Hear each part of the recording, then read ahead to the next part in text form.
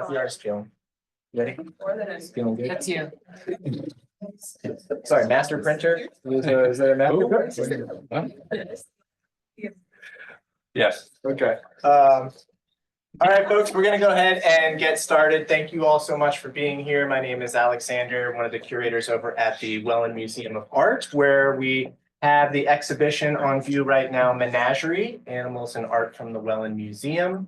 And of the many objects that are over there, there is a fantastic print up on the wall by our featured speaker today, Craig Zammiello. So I'm so glad to have him here for many days of academic engagement. I recognize a few people from classes he's already spoken to.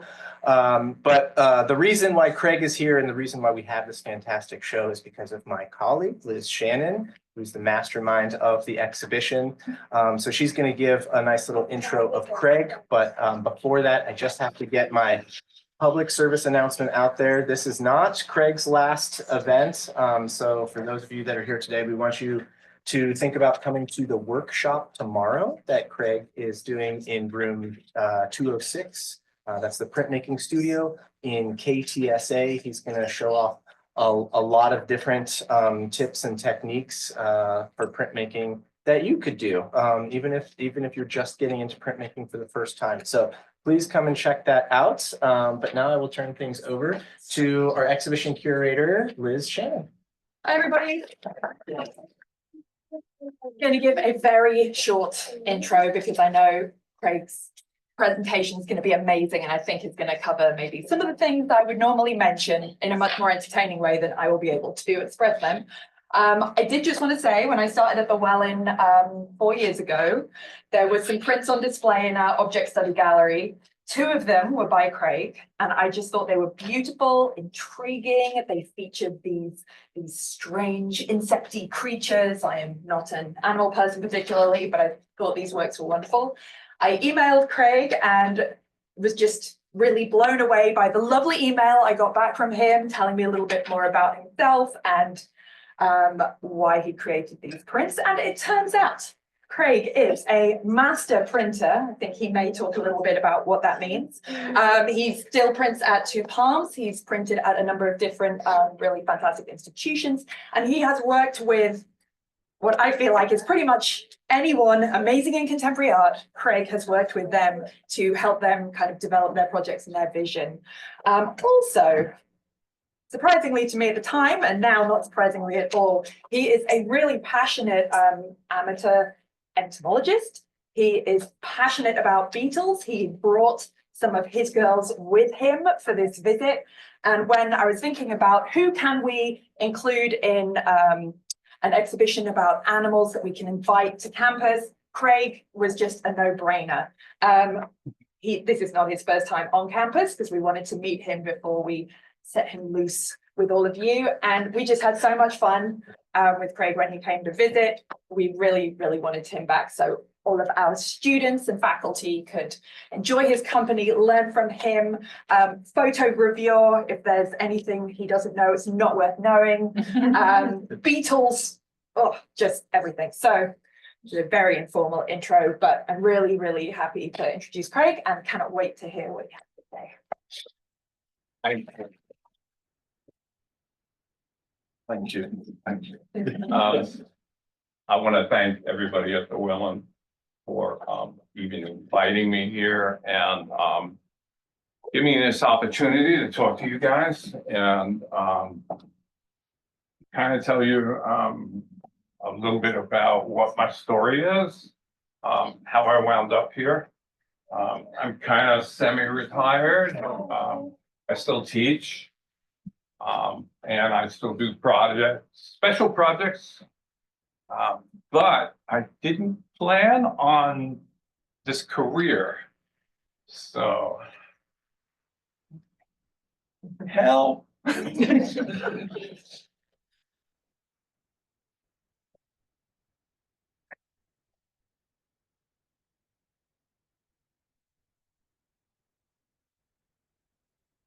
Oh, wait a minute. I got it. That's me? Yep. Yes. Yep. Okay. When I got out of high school, I set my sights on being a rock star. So that Hey Greg, if you want. that was my drive. If you want to be So on the that type of screen. thing. And all through college playing in bands and doing recordings and that type of stuff. And after graduating college, my mentor teacher in school called me and said, "This is really amazing print studio. You must go to them and you must, this might not work. Right? Yeah, you might just. I might have to go over here. And then you want me to then you can be change the seen on slide? screen. No, too. because I'm kind of, let's see if this works. Greg, then you can Yeah, also be this works. seen on screen. I'm gonna hang out here. Yeah. Yes. Hey, yeah, okay, so I live on Long Island in New York, and he's trying to convey to me that this is the premier, one of the premier studios for printmaking and publishing in the United States that was founded by this woman during the resurgence of American printmaking in the late 50s, Tanya Grossman. And I was like, no, I don't want to do this. I just graduated. I want to hang around and play some more music and stuff. And he threatened to drive me there and drag me there. So I wound up going there, made an appointment with them.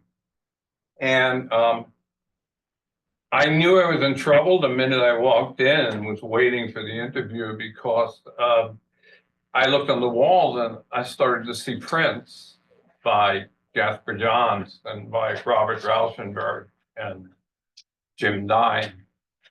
And before I could run out the door, they grabbed me and I really tried not to get the job. They were asking me things like, well, we need you to ride to the city. And I don't know how to go to the city. Oh, no, we'll teach you. We're all from Minnesota, things like that. So anyway, after the second day, I was like, oh my God, did I step in something fantastic?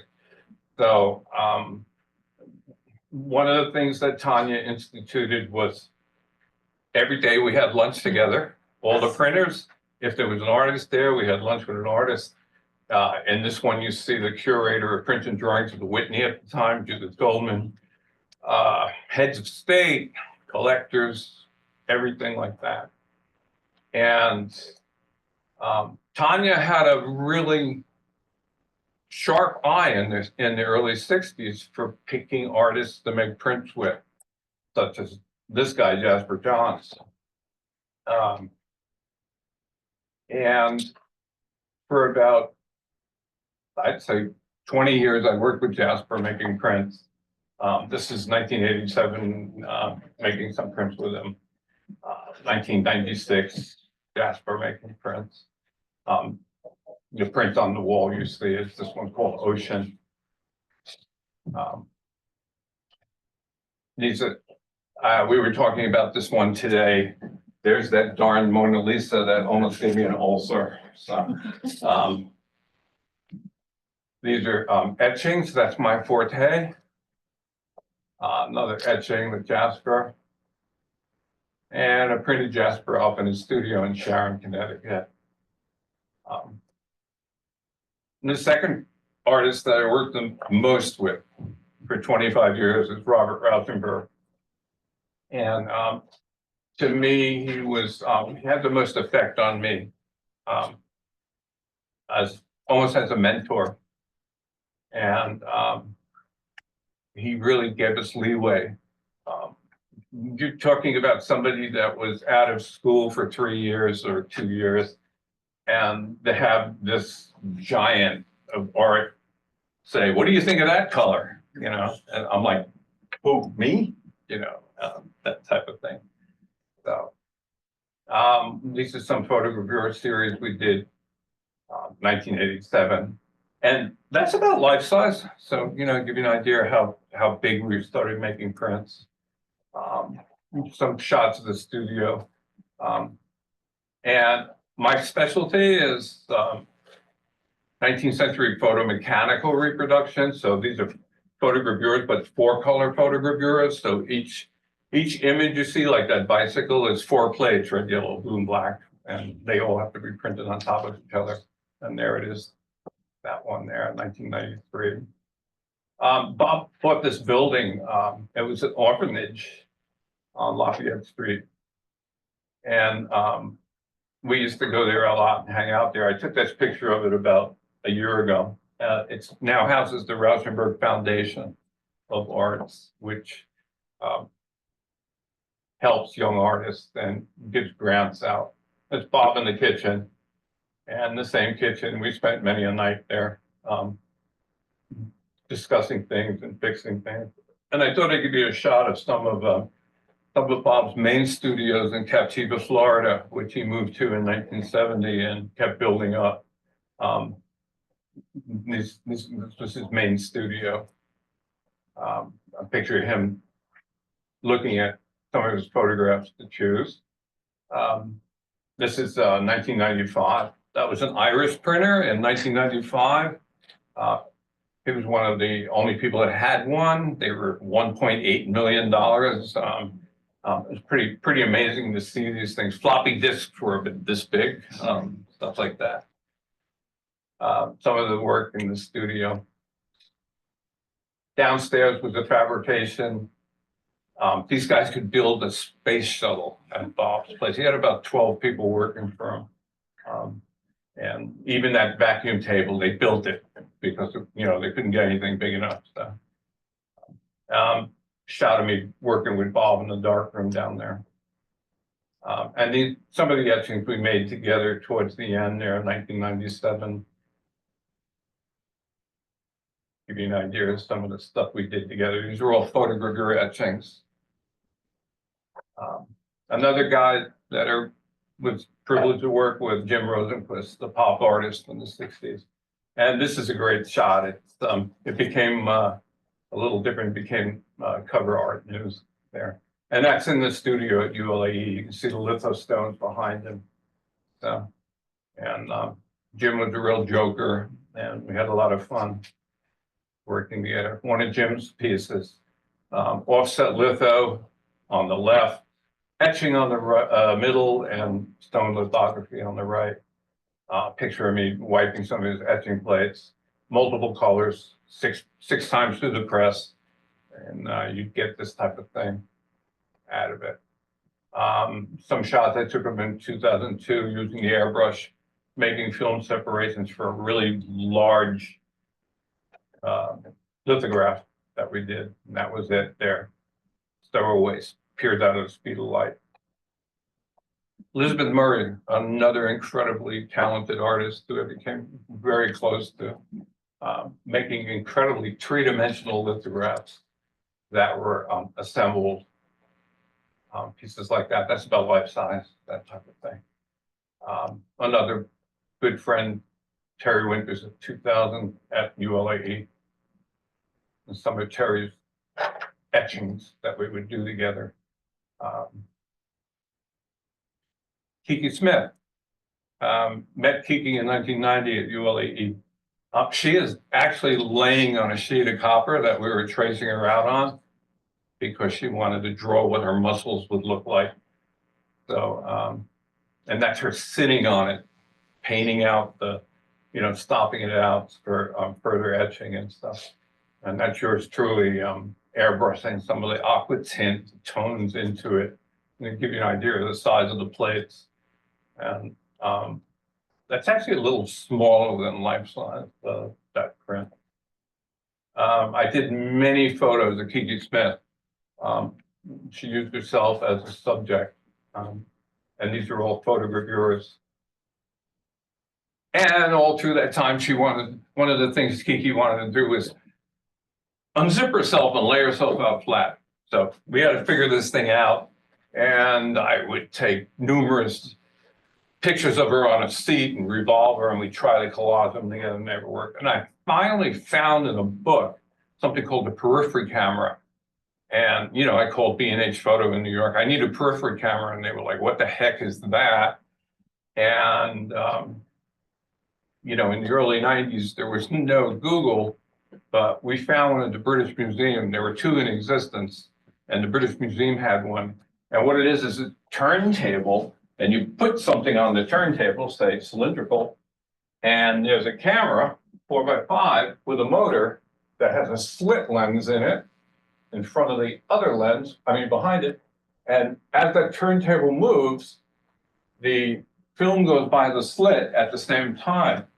Analog, high-tech 1972 work, And so we rented it, we went to the British Museum, and it resulted in, we got her to lay out flat. And it really worked, because after we did the edition, we had a bunch of proofs, and we made a cone out of them, put them on our head, and it's perfect. The ears were here, and stuff like that. So, and it's called My Blue Lake. It gives you an idea of the size that they have, me and Kiki at a gallery open. Okay, so 2002, after 25 years, I left two Universal Limited Art Editions, ULAE, and I came to Two Palms in New York City. And it was a different type of print studio. The first thing I saw was the hydraulic press that they had. It was pretty interesting. Capable of 700 tons per square inch. But again, working the same model, everybody eats lunch together, the artists, collectors, everybody like that. So it was pretty comfortable. And just about the same artist working there too. So, it was kind of easy to work. But to give you an idea about Two Palms and how they were a little bit different than what we did at ULAE, this is Kiki at Mount Sinai Hospital, because she wanted to be able to hold her own skull. So after a little rigmarole, we were able to talk them into MRIing her and getting a scan of her skull, which in 2002 we used as a what they call stereolithography, and made a three-dimensional model of it, according to the computer files of the MRI. And that became a multiple edition of bronze pieces. I think there were 12 they made. She had carved something into it that referred to, life is short or something like that. But imagine that, walking around with your own skull, something different. African-American artist Ellen Gallagher came in. I had worked with Ellen at Universal Limited Art Editions towards the end. And she had the idea for this project called Deluxe, which really focused on the history of advertising and transformations of African-American women. And it became a piece. Deluxe is 60 prints. And, they're not separate. That's the piece. And it took us 3 years. And it involves everything from photogravure, etching, embossment, googly eyes from, models, plasticine clay, Vaseline, hair pomade, you name it. But Ellen worked and did all of this type of thing. This will give you an idea of some of the things we have, silk screen here, and etching, line etchings, photogravure faces. The eyes are painted out white, type of thing. Here's Ellen working with a tattoo gun, which is something I kind of introduced to them. Pretty direct tattoo engraving. She really enjoyed it. So she was able to, all these little mouths and eyes are all tattooed and engraved on a copper plate. And on the other side is a offset lithograph, which we had to farm out and duplicate a 1961 looking image that's been yellowed, which is difficult to do with how well litho presses print now.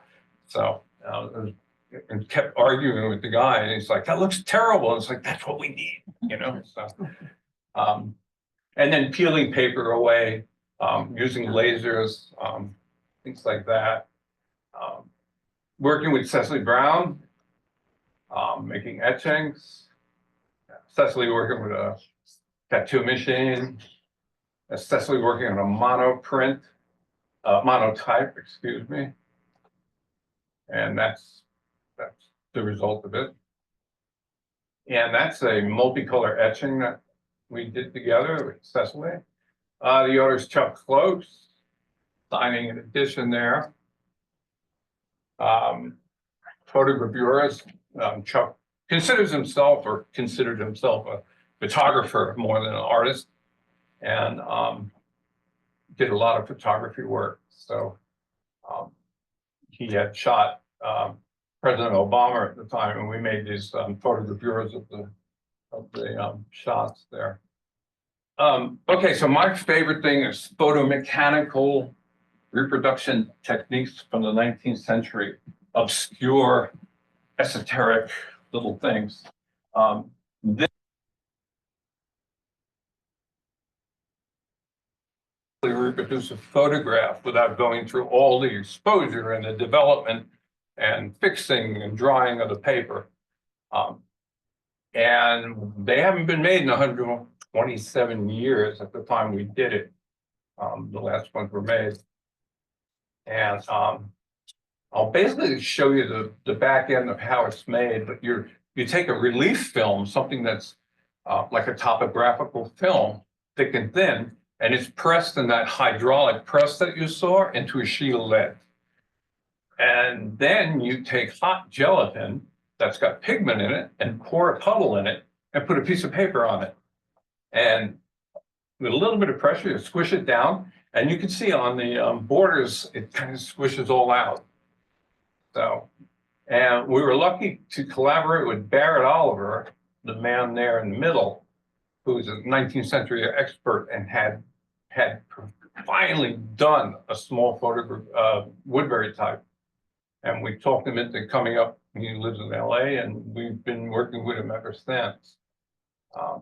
But this is a photo of the lead plate, which we call a mold. And Barrett is lubricating it now with, in the 19th century, they said salad oil, but we use WD-40 spray. And he's heating up the gelatin to 125 degrees or so. It gets filtered. You want to get all the little air bubbles and imperfections out.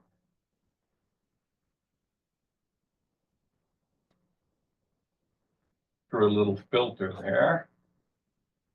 And take away little bubbles and such.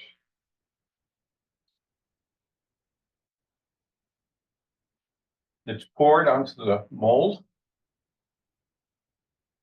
Nice little puddle. And the mold is heated up a bit too. Paper's placed on top. And it goes into a makeshift Woodbury press because none exist anymore. And we found this 1902 heat press that kind of worked pretty well. So after about 3 minutes, the gelatin gels, it gets cool. It firms up and it will release itself on the lead plate. And you get a true continuous tone print. And it's wet, so you can actually see the topographical areas of the light and dark. And to me, that's the finest way of doing a reproduction of a photograph. Probably most of you guys know this guy, Matthew Barney. Matthew saw the Woodbury types, and he was like, I want to make Woodbury types too, because he's a filmmaker, and he wants to take stills from his films and create Woodbury types. So we said, yeah, sure. And he goes, but I want to grow metal through them. So we're like, okay. And it took about 2 years to figure it out. And what we did was he drew little dots where he wanted the metal to grow through. And with one of our lasers, we cut through the Woodbury types. We cut the holes through them. You see this hair cutting there.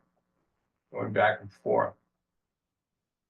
And once the holes were cut, the whole thing would be glued down to a copper sheet.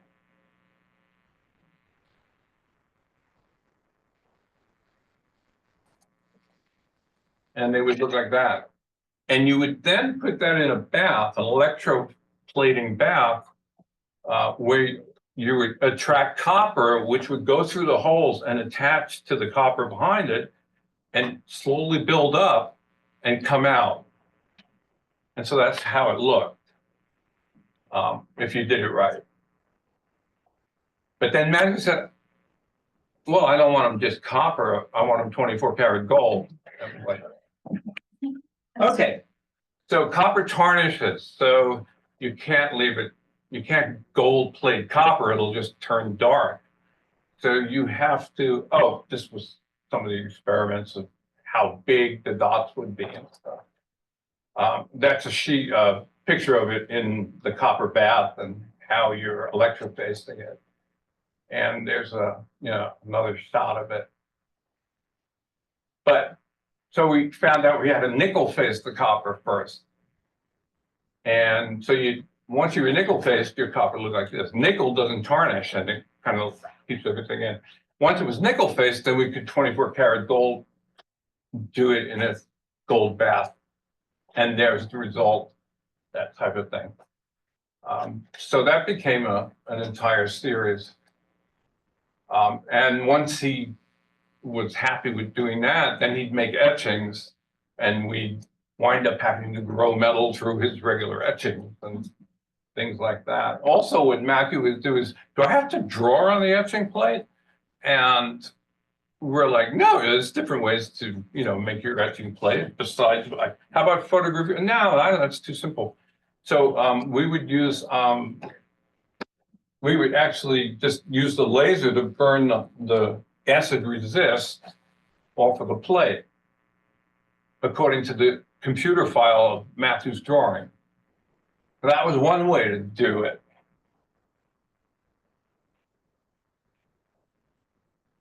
And we had I think we have it, at one point we had 4 lasers at 2 palms running. And they can give you an idea of what's going on there. And when it's done, that's what the acid resist and the open copper looks like. And then, you ink it up and that's what you get. So another way to do it is print the resist on with a UV flatbed printer. And that's pretty cool too, because you're printing on the resist onto a blank copper plate. We don't own a big flatbed UV printer, but I know a person that does. So, and we would bring the plates over to them and print the ground onto them. So, because the ultraviolet ink that they use is also resistant to acid. And these machines are incredibly interesting to me. They're enormous. And they work fantastic. And a plate like that would come out like that. So, but don't get me wrong, I still do stuff like, that were done like Rembrandt did for artists like Elizabeth Payton, where we just do a traditional hard ground, smoke it, and she likes to work from live models. So she'll sit there with a needle and scratch and draw. Here you can see her drawing a couple and the print from it. Pretty, traditional type of thing. Drawing Cecily Brown on a soft ground, painting for a direct reviewer after Stieglitz.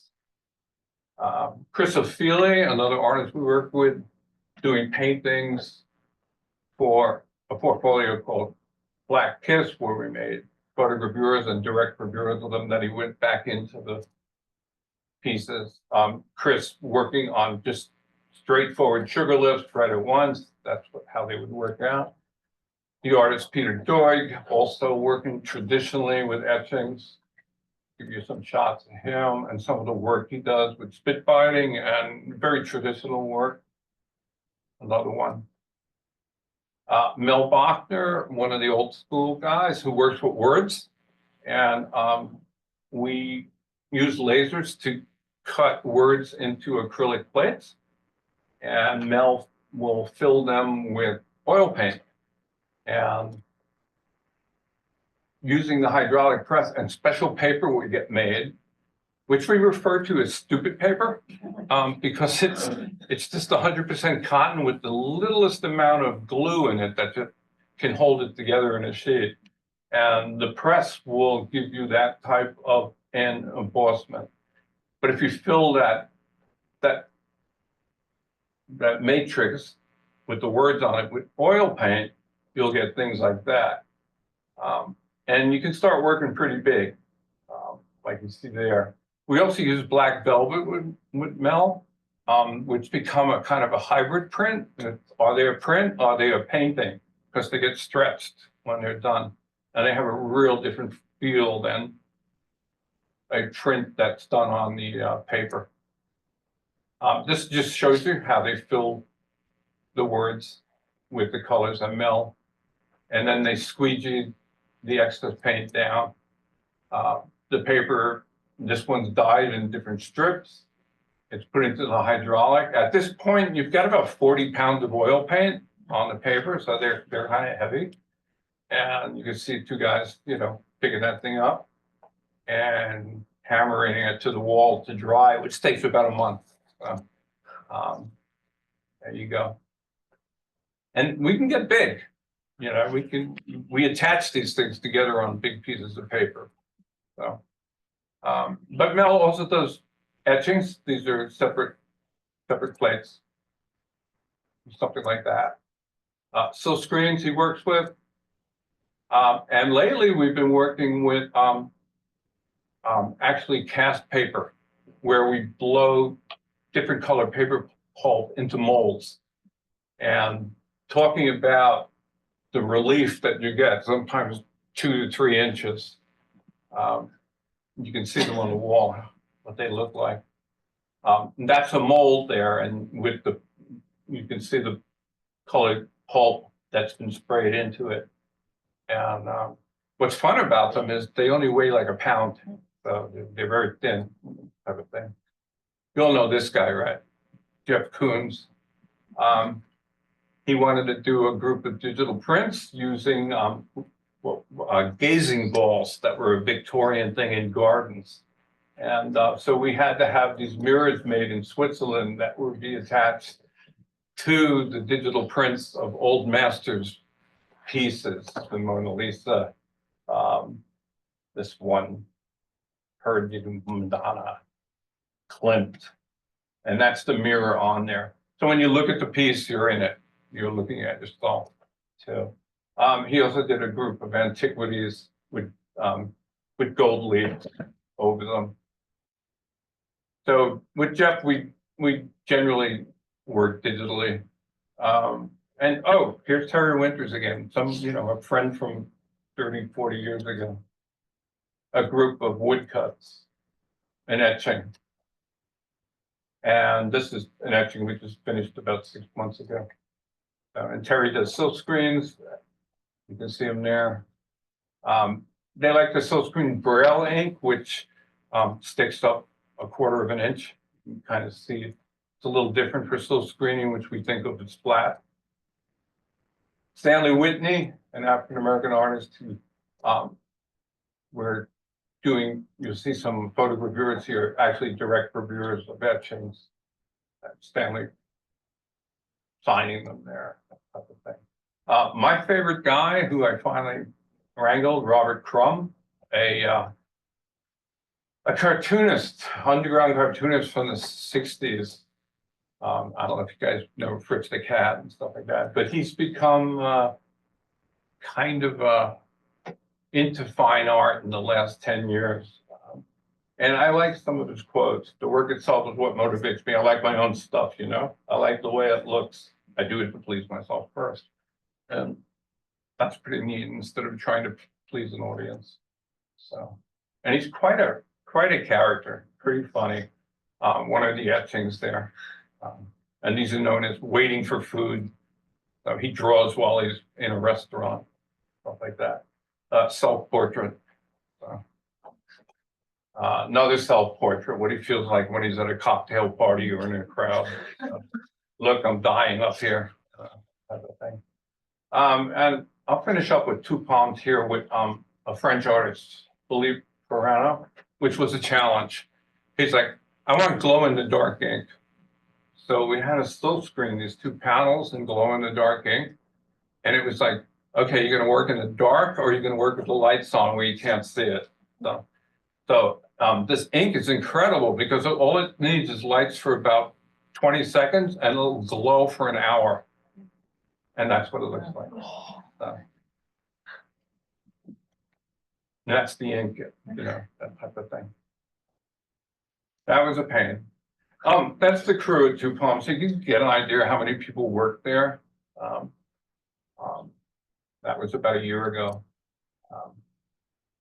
And that guy on my left there, I've been with him since 1983. His name is Doug Boley, and he came with me from Universal Limited Art Editions.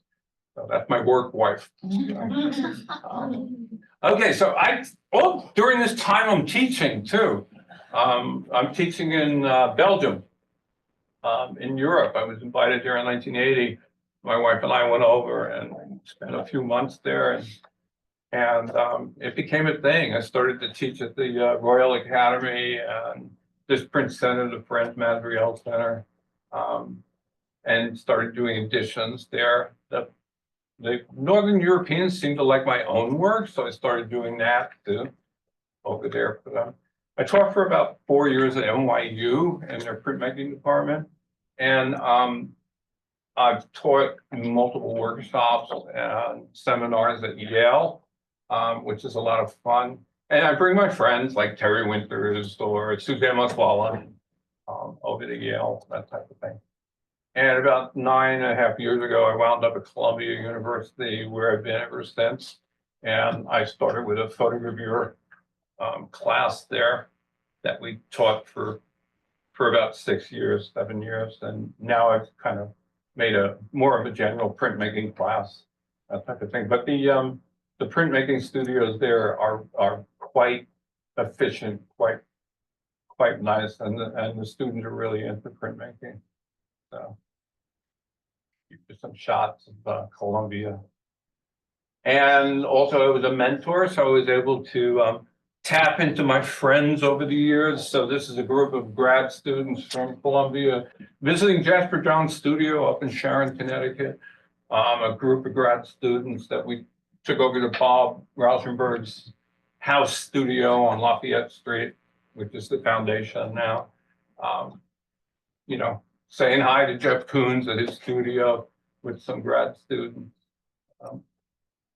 And enough about that. That's like my day job. I'm also an artist, so also this time I'm like making art and stuff like that. I like to draw. Mata Hari, Betty Page. I like to do digital work. Tons of digital things on plexiglass and stuff like that. Of course, photography, no problem. I do that. Viruses, I like them paint. So that's something we were looking at this morning. And I make my own prints. Or actually, these prints, I have other people print them for me. I don't make my own print anymore. So that give you an idea of that type of thing. And there's other things in life that I do. All through this time, still maybe 9 years old, I'm also an amateur entomologist. So I collect bugs, things like that. And in fact, I like to refer to myself as the Forrest Gump of entomology, because these are the heads of the Museum of Natural History departments of entomology. And I was friends with Lou in the middle, and he said, "Can you bring some bugs in for this photo shoot that was going to be in the newspapers about recycling?" I said, "Yeah, sure." And like at the last minute, he was like, "Well, get in the picture." And after it came out, like Philip Carpenter there was saying like, "What department's that guy in?" That type of thing. So, but my own collection at about 5 years ago was ascended into the Museum of Natural History. So it was mainly spiders and a certain amount of insects, but the main bulk was beetles. And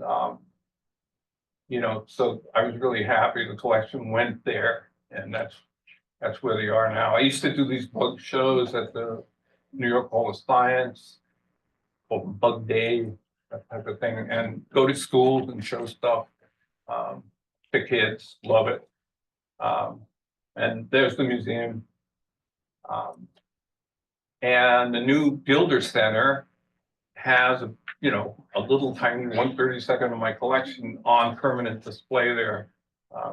With a picture of yours truly saying, where do we get this stuff from? Well, amateurs like this guy. So it's kind of fun. And at the time, with insects, I only drew them scientifically for, physiological, morphological identification techniques. I never thought about using them as art. It was only for science. And when the collection was leaving, the head of the Neiman Center for Print Studies at Columbia said, why don't you make some prints, art prints of your collection before it leaves?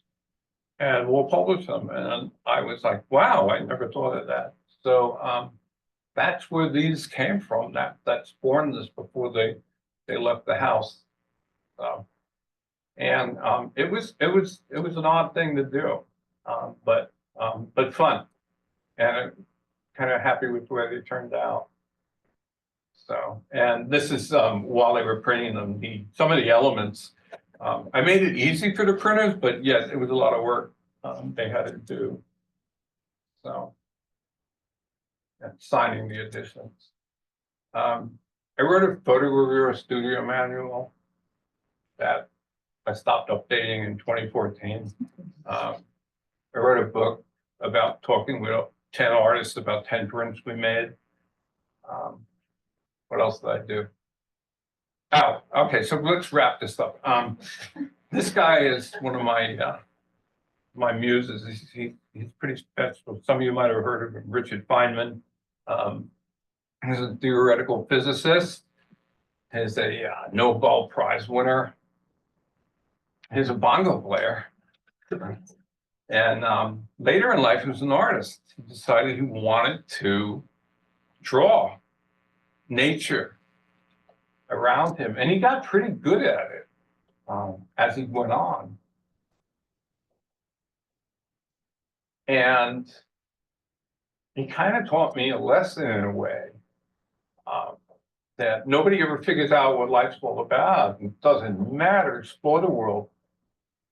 Nearly everything is interesting if you go into it deep enough.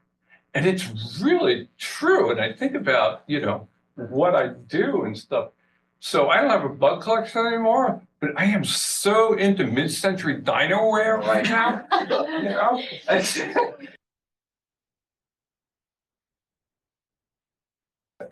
So, and this is the guy. I mean, this guy, helped make the A-bomb. So, okay. But work as hard and as much as you want on the things you like to do best.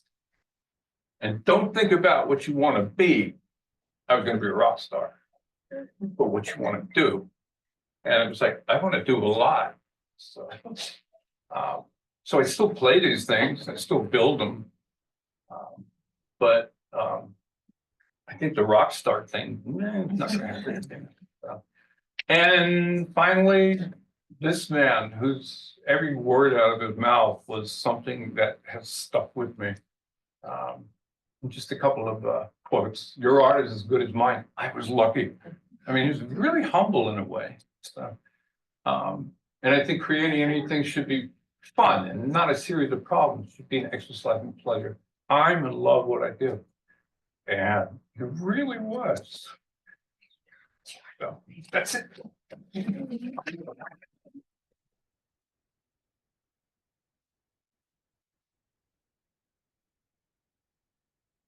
So love what you do. Hello? Hello? Hello, we can hear you. Okay.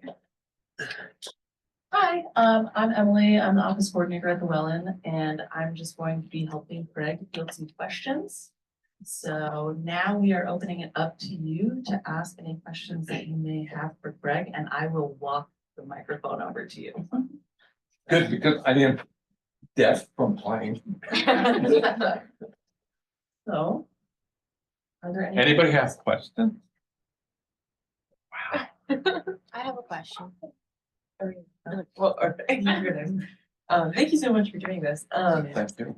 About your prints, and beetle prints in particular, I'm sort of wondering, I know it's sort of like a collage with different maps and different things on it. I'm wondering like where you're getting, sort of those materials that you're using. Oh, luckily, I had an abundance of book material because of my interest in the entomological collection. So I had all these books and all of these maps and all of these contacts all over the world, and I had the bugs. Yeah. So I was able to actually, paint them and then kind of try to borrow from everything. So, I mean, you might see a map with location areas on it, and that's probably was correct for that beetle in the picture. But then there's some flowers in the background, which had absolutely nothing to do with him. But it was decoration. It was an aesthetic that.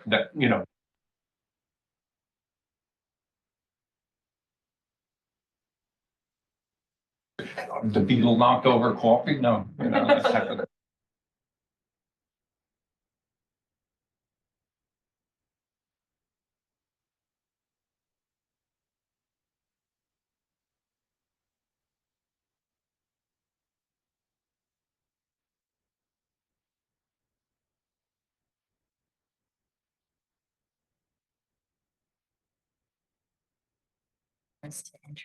You don't sleep. I, you can ask my wife, we, if we're not busy doing something, we feel like we should be doing something, so. What does she do? She's also an educator, artist, and, teacher, and, everything.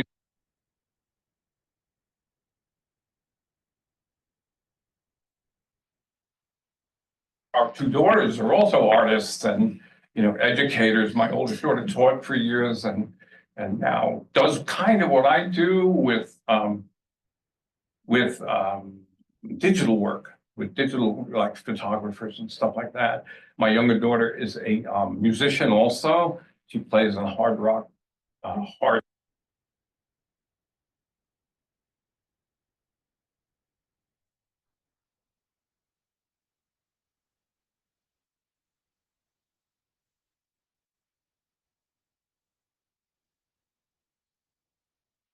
And, after a few minutes, it's like, okay, maybe I'll read a book and, and I'll try to really concentrate on relaxing.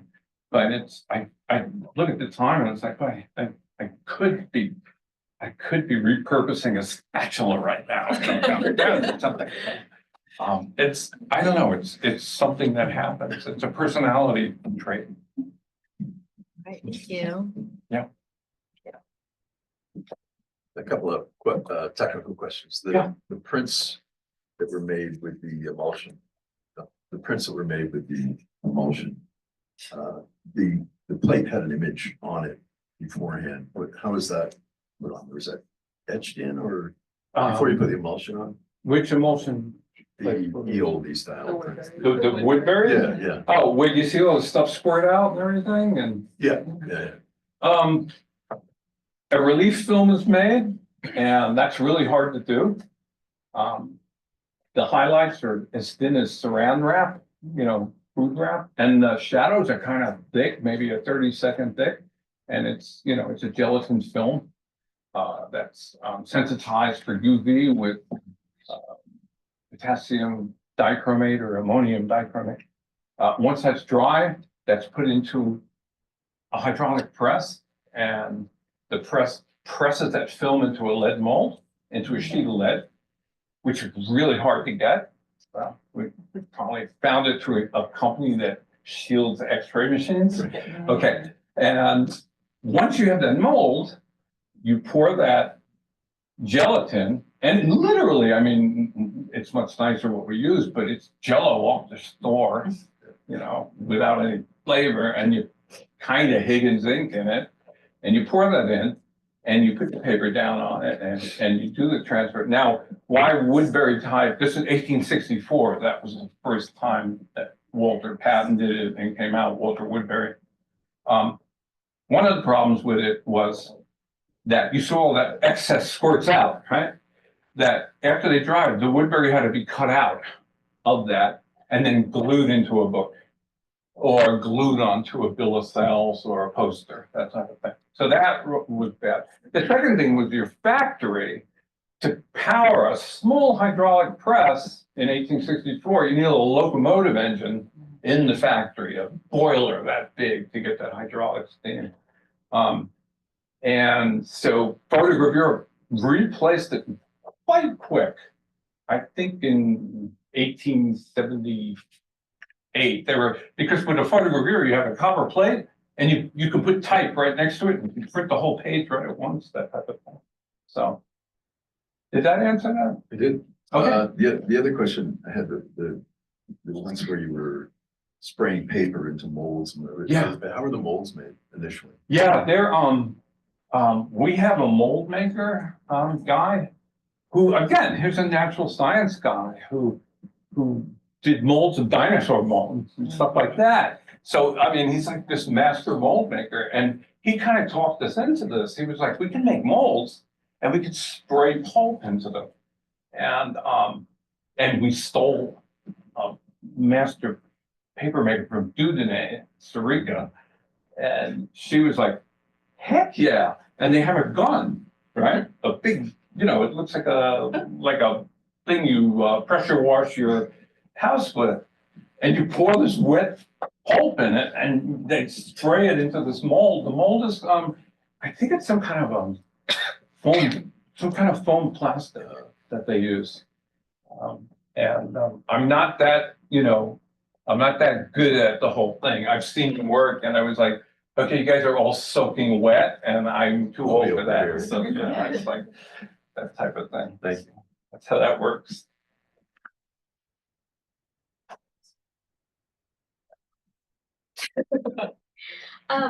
I was wondering when the history of your like methodology became important, like when the Woodbury became a thing. Because for me, in my practice as an artist, the history is what I connect to, and the history of making and like, that connection. So I kind of want to hear a little bit about why the history is important for you. Okay. Making etchings for Robert Rauschenberg, we started off because he's basically photo based. We started off with photo engravings on zinc plates, which utilize a mechanical screen, a half-ton screen we call it. If you look at a newspaper, look at it close, it's all dots that make up this type of thing. And we thought to ourselves after we did an edition of them, how can we make this look better? So we did a little bit of research and it was like, wow, there's this thing called photogravure. And there was some stuff written about it. And so we got the books, we got some instructions, we got the material at the time. This was 1982, 1981. And it took about 8 months and we got it working. And then we offered that to Bob, to Rauschenberg, and he was like, wow, these look great. Let's do that. Because they're broken up with aquatint, a random pattern, not a mechanical screen. And they're rich and they're lots of color. And me, the whole idea of reproducing photos, ink into photo, which for the 20th century, 97% of the photographs that any of you guys that lived in the 20th century saw was ink. It wasn't the black and white silver print, You got a newspaper, you got a Look magazine, you got National Geographic. That was all, that type of thing. So ink into photograph, how can we do this better and better and better? And so looking back at history, I find the first method was this Woodbury type. And I'd never seen one, but it sounded really interesting. So I looked at how to make it, and it really, like, the best description in a book called Keepers of Light said, you know, somehow they make a lead mold, and somehow they pour gelatin in it, and somehow they transfer that gelatin, and we don't know anything more about it. Whereas they have, you know, chapters on doing all the other processes. Okay. I'm in Belgium in 1990. I'm in the Museum of Photography, and there's a wall of Woodbury types, and I just went, unbelievable. I mean, you can almost look into the shadows because there's a certain depth to it. Okay. So, internet comes along, constantly always looking about Woodbury type. Oh, and the minute I went to Two Palms, the first thing I did, I opened the door and I saw this hydraulic press, and I was like, I'm gonna make a Woodbury type. It's got a hydraulic press, you know, you need that stuff. And we started researching it right away. My friend Doug Voley and I that went over there, and the director of Two Palms actually went to the Library of Congress and paid for the patent. So we're like, oh, we have the patent. We have the patent. We are going to know how to do this. Did you ever read a 19th century patent? Okay. Prepare the gelatin in the normal manner. Yeah. Lubricate the plate with salad oil. Right? Expose it for whatever you want. I mean, literally. That type of thing. So we worked and we got the tail end of it. We were pushing stuff into lead with the, you know, we were doing these things called nature prints, and you take a butterfly wing, put it in the press, you push it into the lead, and then you ink it, and you pour some stuff in it and ink it, and it looked like a butterfly wing, right? But it wasn't a photo. And it wasn't until we saw this book on the internet, The History of the Woodbury Type, I was like, oh no, another history, right? I order it, I get the book, I open it up. The first sentence is, I'm not going to tell you how to make a Woodbury type. Right? It was by this man, Barrett Oliver. And he's a 19th century photo expert. And he had made a very tiny Woodbury type. So I emailed him, I romanced him, I blah, blah, blah, blah, blah. And finally, we started a dialogue and we got him out into New York. And he had the front end down really well. And we were able to put it all together and stuff. But the fun part, and some of you people might know this, is that this 19th century expert on photo processes, everything's photo, he even dresses like the 19th century, scratchy wool pants and everything, is a child actor. And if you've ever seen a movie called The Never Ending Story, the kid who reads the book, that's Barrett. So, yeah. So, and while I was on the net, I'm going like, no, it's not. It can't be the same guy. So that's how that happens. You know, you see something and you kind of chase it. The Holy Grail has always been Woodbury type. So, in fact, there's some films like from the Eastman House where another guy who dresses with a monocle and a little vest and goes around with his cart. And he's showing the different things, and he does a Woodbury type, and it's all fake, right? But he's showing how it was done. And I remember we emailed him, and we were like, Paul, you're full of it, aren't you? And he's like, please, I'm just showing how it's done. And I'm like, yeah, okay. That was a long one. Sorry. No. You know,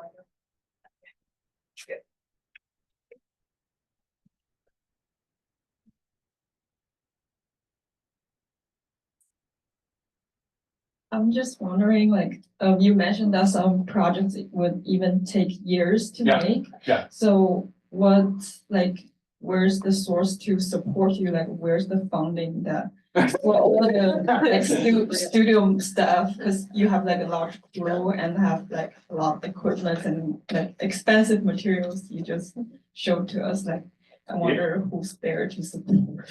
Yeah, no, both of these studios and the model for that type of studio, they're publishers. So they lay out all of the costs. And it's a gamble. You're gambling on, can you sell these?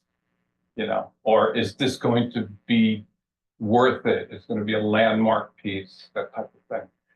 What I will tell you is that one of the ways you can temper that is have in your artist stable, and because we're publishers, we invite just certain artists.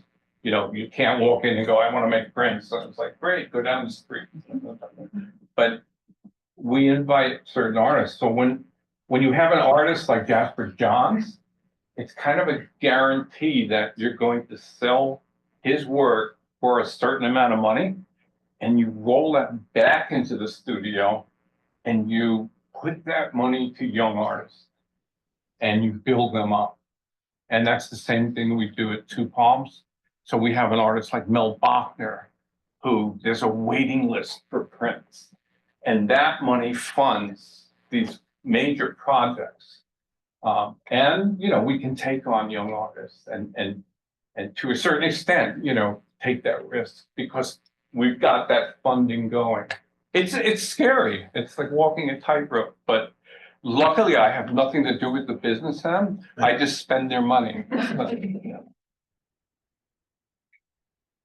We have a question from an online attendees. Good Lord, we're online? We are online. No one panic. So this person was an intern at the ULAE back in the spring of 2002. And they said that you introduced them to lots of great techniques while they were there, and thank you for that. And their question is, do the artists you collaborate with gift you any prints? And if so, they imagine you would have an amazing art collection. Yes. Now, as a printer, and pretty much almost all of the publishing studios do this, with the blessings of the artist, you get something called a printer's proof. So you put your blood, sweat, and tears into it too. I mean, and again, I hate to use the word collaboration, and I prefer the word collusion, but we work together as a group and we create something, and something that probably wouldn't occur in that manner. So the artist is usually happy that you take one, and they're really happy if you like it too. So yeah, we have a collection of prints, and over the last 10 years or so, what we've been doing with them also is now we're spreading them around. So we have been donating them to museums. We have a museum. We already talked. So, yeah, and you know, it's fun. And our house is a rotating kind of gallery of pieces, and our children have nice art to look at in their own homes and things like that. So, but they're special prints that mean a lot to us and things like that. So, yeah, no, that's still a thing. It's still a thing as far as I know.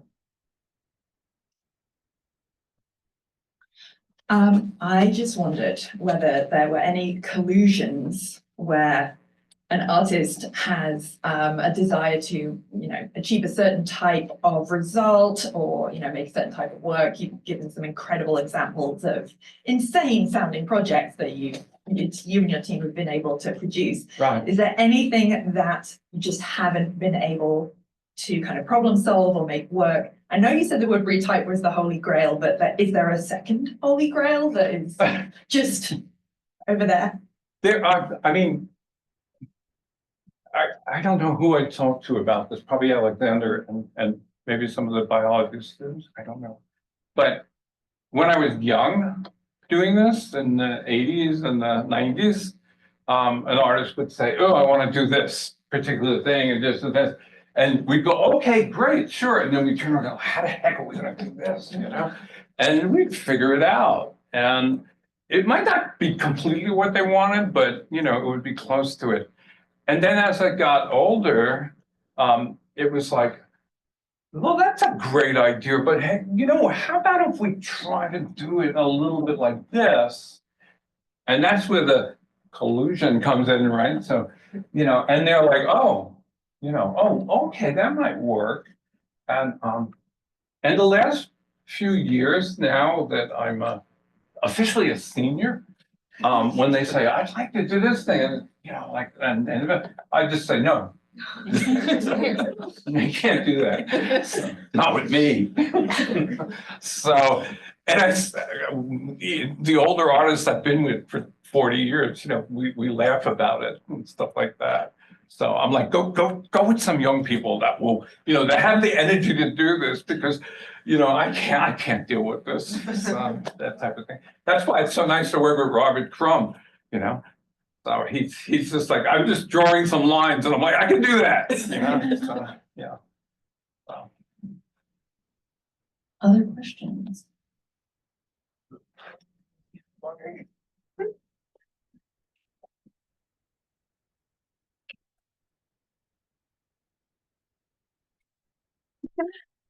This is about your works that are on view in the Wellin right now, or your work. Obviously they're entitled Hercules and Goliath, and I'm sort of wondering how you chose the titles for those, because when you read that title, you don't think it's going to be just a picture of people. Oh, well, the Goliath beetles. Oh, okay, that's the name of it. That's a common name. So there are binomial names to them scientifically, and that guy happens to be Goliathus Goliathus, right? and we call them commonly the Goliath beetle, because it's really big, and if you get hit in the head with one, it hurts.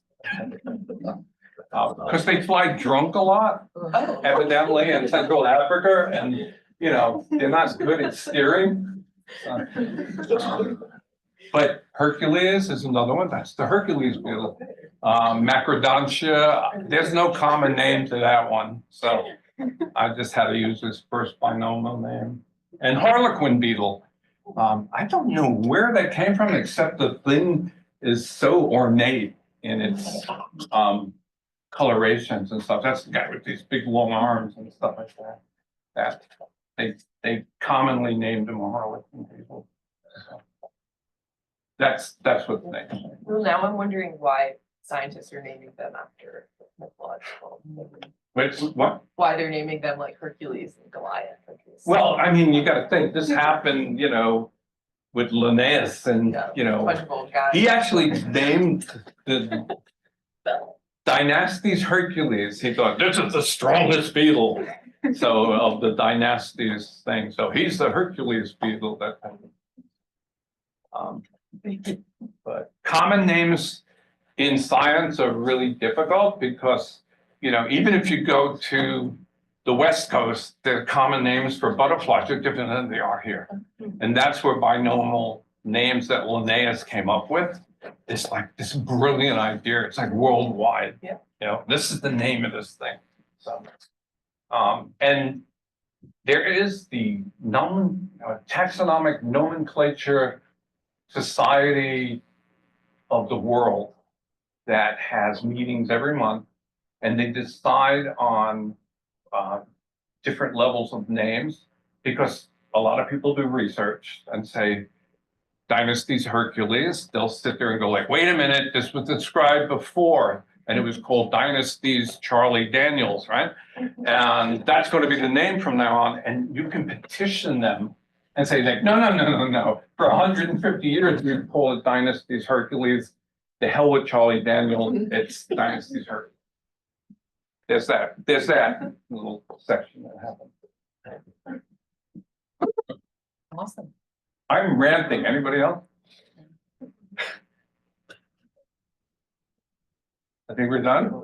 Any last questions? Well, thank you very much. Thank you, guys.